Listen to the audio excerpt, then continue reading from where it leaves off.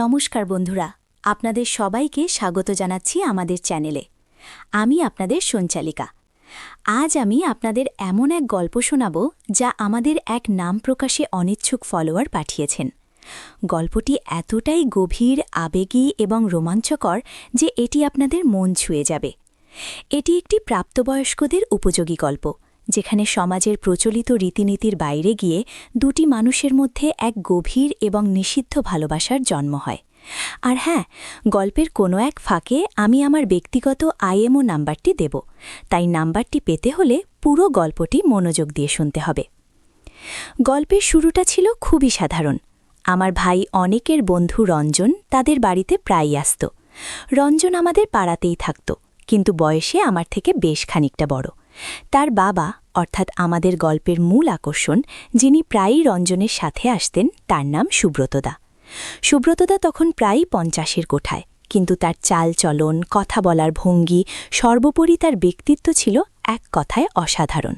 প্রথম দেখায় যাকে বলে ক্যারিজম্যাটিক, ঠিক তাই। আমার বয়স তখন সবে 22 কি 23। সবে বিয়ে হয়েছে, স্বামী বিদেশে থাকত বেশিরভাগ সময়, তাই বাড়িতে আমি, আমার শাশুড়ি এবং ননদ, এই নিয়েই আমার সংসার। আমার ননদ রীতা আমার চেয়ে 2 বছরের ছোট। রীতা যেমন সুন্দরী তেমনই প্রাণচঞ্চল। সুব্রতদা যখনই আসতেন আমি মুগ্ধ হয়ে তাকে দেখতাম। তার চোখে মুখে এক অদ্ভুত শান্ত অথচ দৃঢ় দীপ্তি ছিল। কথা বলতেন খুব কম, কিন্তু যখন বলতেন মনে হতো যেন প্রতিটি শব্দ ভেবে চিনতে উচ্চারণ করছেন। তার গলার স্বর ছিল ভারী, গভীর। আর তার চাহনি, সে চাহনি দেখলে মনে হতো তিনি যেন পৃথিবীর সব রহস্য নিমিষে বুঝে ফেলতে পারেন। আমি জানতাম রীতাও সুব্রতদার প্রতি অনুরক্ত। রীতা প্রায়ই রঞ্জনের সাথে দেখা করার বাহানায় সুব্রতদার কথাও জিজ্ঞেস করত। আমি অবশ্য প্রথম দিকে বিষয়টা তেমন গুরুত্ব দিইনি। ভেবেছিলাম এটা হয়তো রীতার নতুন কিছুতে আগ্রহ।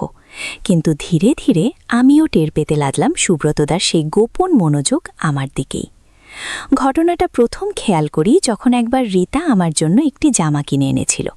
জামাটি আমার খুব পছন্দের হয়েছিল, কিন্তু একটু টাইট হচ্ছিল। পরের দিন যখন সুব্রতদা এলেন, আমি সেই জামাটি পরেই ছিলাম। জামাটি পরার পর থেকেই আমার নিজের ভেতরে কেমন একটা অস্বস্তি হচ্ছিল। সুব্রতদা যখন আমাদের সাথে কথা বলছিলেন, আমি খেয়াল করলাম তার চোখ বারবার আমার দিকে চড়ে যাচ্ছে। একটি বিশেষ মুহূর্ত ছিল যখন আমি নিচু হয়ে একটা বই তুলে নিচ্ছিলাম। জামাটি একটু টাইট হওয়ায় হয়তো একটু অন্যরকম দেখাচ্ছিল।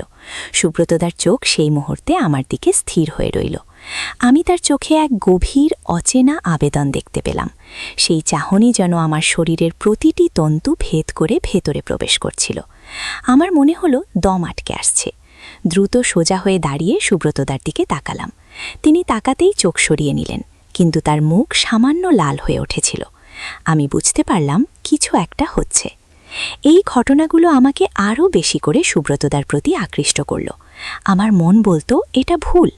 আমি অনেকের বন্ধুর বাবা, তার উপর আমার নিজের সংসার আছে, কিন্তু মন যে বারণ শোনে না।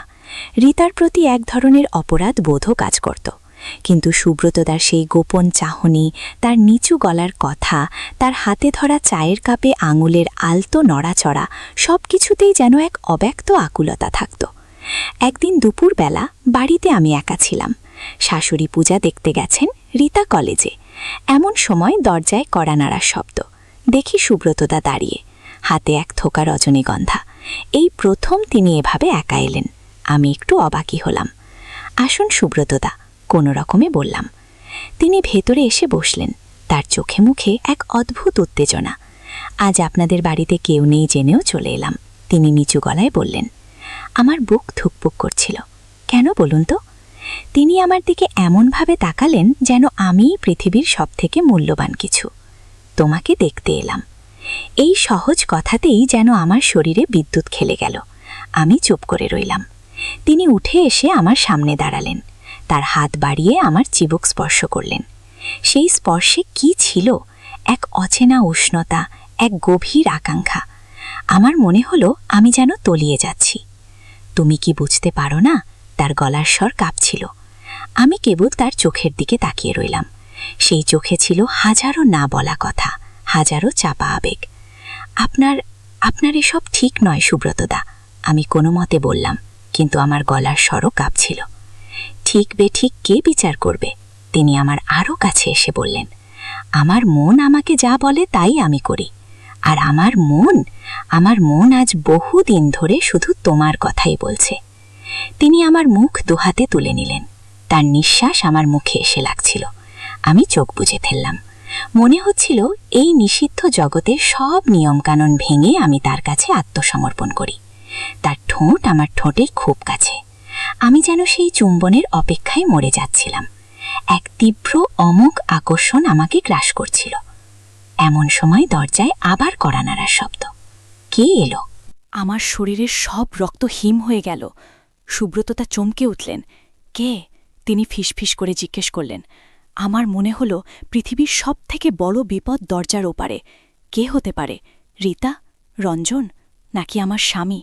আমি দ্রুত সুব্রততার হাত থেকে নিজেকে ছাড়িয়ে নিলাম। আমি দেখছি বলে দরজার দিকে এগিয়ে গেলাম।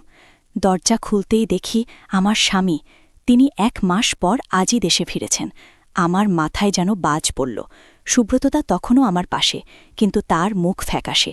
দরজার ওপাশে আমার স্বামীর বিস্মিত অথচ সন্দেহ মাখা চাহনি। তিনি আমাকে আর আমার পাশে দাঁড়িয়ে থাকা সুব্রততাকে দেখলেন।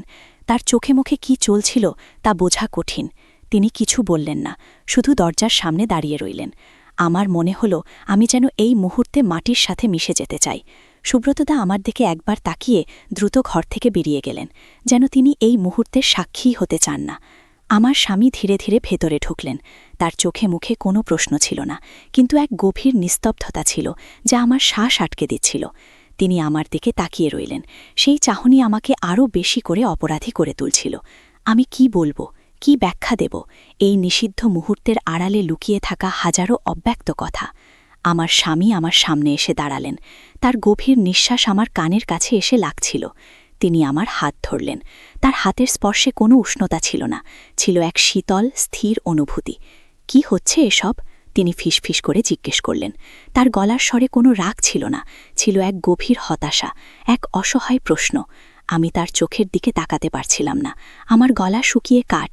আমি জানি এই মুহূর্তে যদি আমি কোনো সত্যি কথা বলি তবে আমাদের সম্পর্কের ইতি এখানেই, কিন্তু যদি মিথ্যে বলি তবে সেই মিথ্যে আমাকে আরও বেশি করে গ্রাস করবে। আমার সামনে আমার স্বামী, আর আমার মনে তখন সুব্রতদার সেই নিষিদ্ধ চুম্বনের স্বপ্ন, সেই হারানো মুহূর্তের তীব্র আকাঙ্ক্ষা। এই দুয়ের মাঝে আমি কোথায় দাঁড়িয়ে? এই কোন ফাঁদে পা দিলাম আমি? আমার স্বামী আমার মুখের দিকে তাকিয়ে রইলেন। তিনি আমার উত্তরের অপেক্ষায়। আর আমি জানি না কি বলবো। আমার হৃদয় তখন হাজারো দ্বন্দ্বে জর্জরিত। এই টানাপোড়েন, এই অনিশ্চয়তা। আর এই সময়েই আমি আমার ব্যক্তিগত আইএমও নাম্বারটি আপনাদের দেব। আপনারা যারা এই নিষিদ্ধ ভালোবাসার গভীরতা বুঝতে পারছেন, যারা এই চরম উত্তেজনাময় মুহূর্তে আমার পাশে থাকতে চান, তারা আমাকে একটি মেসেজ করুন। আমি আপনাদের প্রত্যেকের মেসেজের উত্তর দেব। আমার আইএমও নাম্বারটি হল, এখানে আইএমও নাম্বার দেওয়া হবে। মনে রাখবেন, এই নাম্বারটি শুধু তাদের জন্য যারা এই গল্পের গভীরে প্রবেশ করতে চান, যারা জানতে চান এরপর কি হবে। এরপর কি হবে? আমার স্বামী কি আমাকে বিশ্বাস করবে? সুব্রতদার কি হবে? তাদের অসমাপ্ত ভালোবাসা কি শেষ পর্যন্ত পূর্ণতা পাবে, নাকি সমাজের চোখে অন্যায় হিসেবেই থেকে যাবে? এই উত্তেজনার পারদ আরও কোন দিকে যাবে? জানতে হলে আপনাদের অপেক্ষা করতে হবে। আপনাদের কমেন্ট এবং সাবস্ক্রিপশনই আমাকে বলে দেবে আপনারা কি এই গল্পে আর এগিয়ে যেতে চান। যদি আপনারা চান তাহলে আমি অবশ্যই এই গল্পের দ্বিতীয় পর্ব নিয়ে আসব। ততক্ষণ পর্যন্ত ভালো থাকুন, সুস্থ থাকুন। কিন্তু মনে রাখবেন, ভালোবাসার কোনো নিয়ম থাকে না, থাকে শুধু টান। এই টান কতদূর নিয়ে যায় তা কেবল মনই জানে।